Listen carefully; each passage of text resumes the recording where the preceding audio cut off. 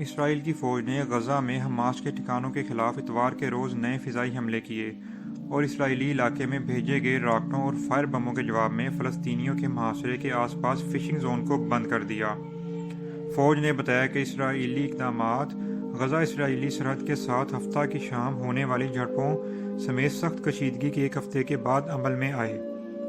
اسرائیلی فوج کے ایک بیان میں کہا گیا ہے کہ درجنوں فلسطینی فسادیوں نے حفاظتی باڑ کی طرف ٹائر جلا دیے، بارودی مواد اور دستی بم پھینکے اور اس کے قریب جانے کی کوشش کی۔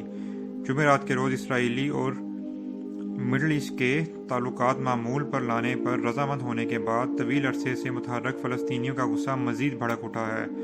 فلسطینیوں نے اس اقدام کو خلیجی ملک کے ذریعے اپنے مقصد کے ساتھ غداری قرار دیا ہے۔ مڈل ایسٹ کے معاہدے کے اعلان سے پہلے کے دنوں میں اسرائیل نے غزہ کو کنٹرول کرنے والے اسلام پسند گروپ حماس سے منسلک اہداف پر رات کے وقت بار بار حملے کیے تھے۔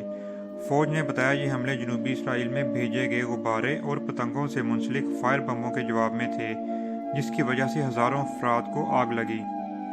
اسرائیل نے کہا صرف ہفتے کے روز ایسے ہی 19 فلسطینیوں کے حملے ہوئے۔ اس کے علاوہ غزہ سے فائر کیے گئے 2 راکٹ بھی تھے، جنہیں آئرن ڈوم ڈیفنس سسٹم سے روک لیا گیا۔ فوج نے بتایا کہ اسرائیل نے حماس کے متعدد اہداف پر اسٹرائیک کا جواب دیا، جس میں ایک فوجی کمپاؤنڈ ہے جو راکٹ گولہ بارود ذخیرہ کرنے کے لیے استعمال ہوتا تھا۔ ڈیفنس منسٹر بینی گانٹس نے کہا اگر بیلون حملوں سے سب سے زیادہ متاثر ہونے والا جنوبی اسرائیل کا شہر سڈرٹ خاموش نہیں ہے تو غزہ بھی خاموش نہیں ہوگا۔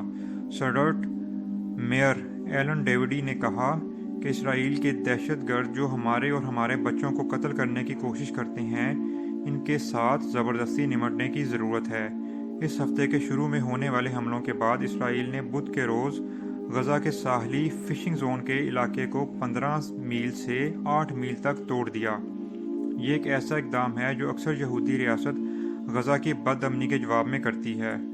غزہ کے فشر مین یاسر صلاح نے کہا کہ وہ اتوار کے روز پانی میں نکلا تھا اور اسرائیلی گشت سے یہ جان کر حیرت ہوئی کہ ساحلی سمندر کا علاقہ مکمل طور پر بند تھا۔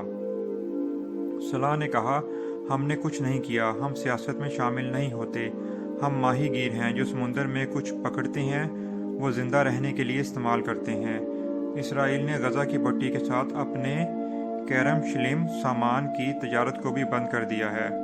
عالمی بینک کے مطابق غزہ کی آبادی 20 لاکھ ہے، جن میں سے آدھی سے زیادہ انتہائی غربت اور افلاس کی زندگی گزار رہے ہیں۔